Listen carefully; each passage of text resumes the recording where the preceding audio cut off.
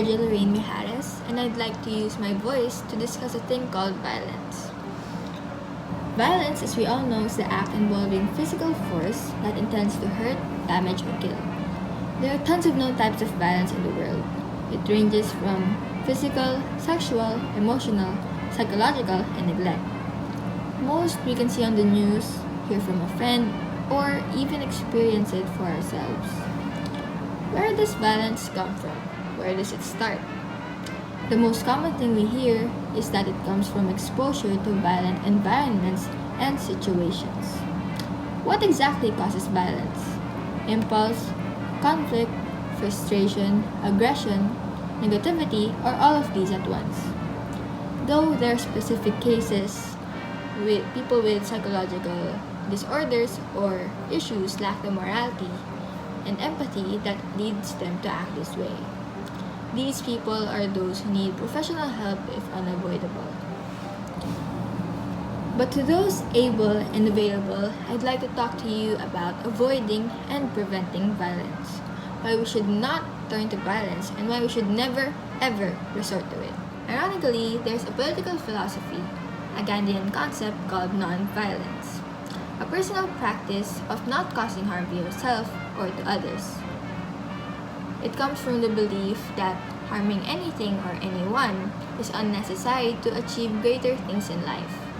I find its existence ironic since shouldn't it be that of human common sense and conscience to refrain from such behavior without any particular belief or religion? What benefit do we get from it? This is an act that can go from words to bare hands to deadly weapons. It causes tears, bruises, severe injuries, hospitalizations, and death. According to WHO, violence is one of the leading causes of deaths worldwide, taking over 1.6 million lives a year.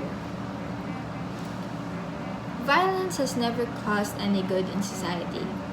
It is often associated with crime and an act of rebellion, which both concepts are considered conventionally bad. Though it is often justified as a way to inflict fear and to gain authority, it is not a real solution to anything.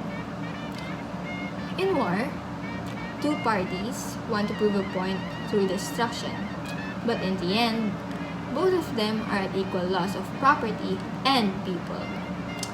Violence is used to execute in the disguise of the solution, but eliminating is never synonymous to solving, for the problem will only come back heavier with the weight of violence on top of it.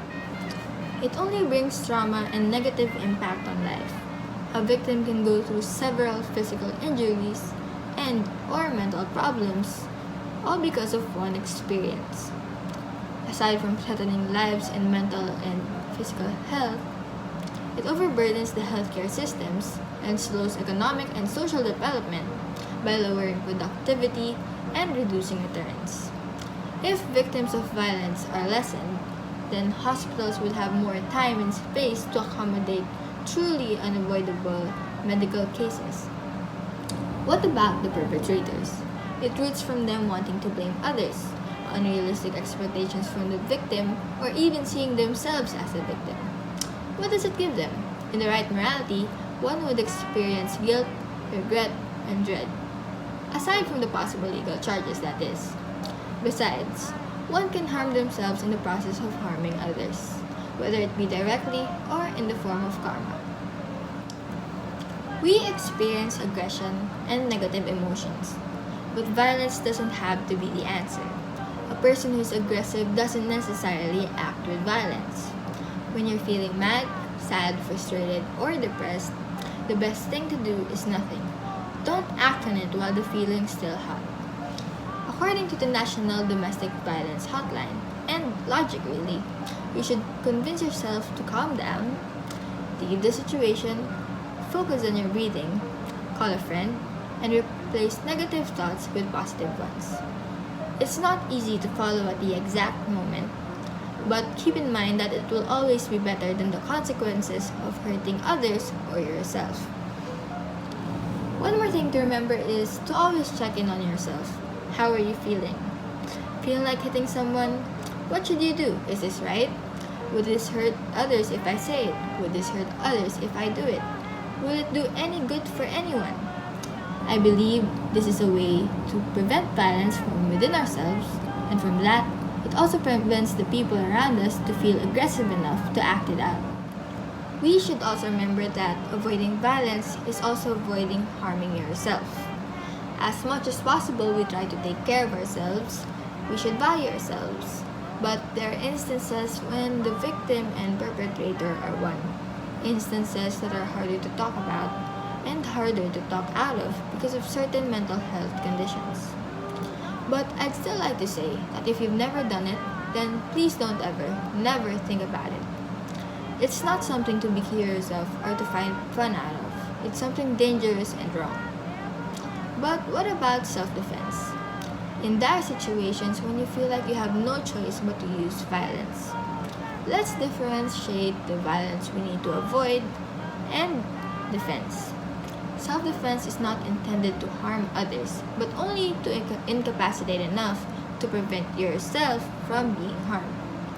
You don't fight fire with fire because the fire will only grow bigger. When someone tries to hurt you, the goal is not to hurt them back, but to be the smarter person. When someone tries to shoot you, let's say, it's thought to disarm them, not to shoot them back.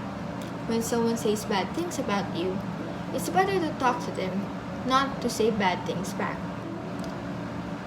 A world without violence is usually disproved due to human nature. But isn't it in human nature to adapt? So why not adapt to a character, a home, a nation, and a world without this vile act, without violence? This is the answer to what we all want. Something oversaid, yet something true. World peace. There are so many reasons not to use violence. There are so many better options instead of violence. There is so much damage we could stop from happening if we stay away from violence. And there are so many lives we could save if we avoid violence.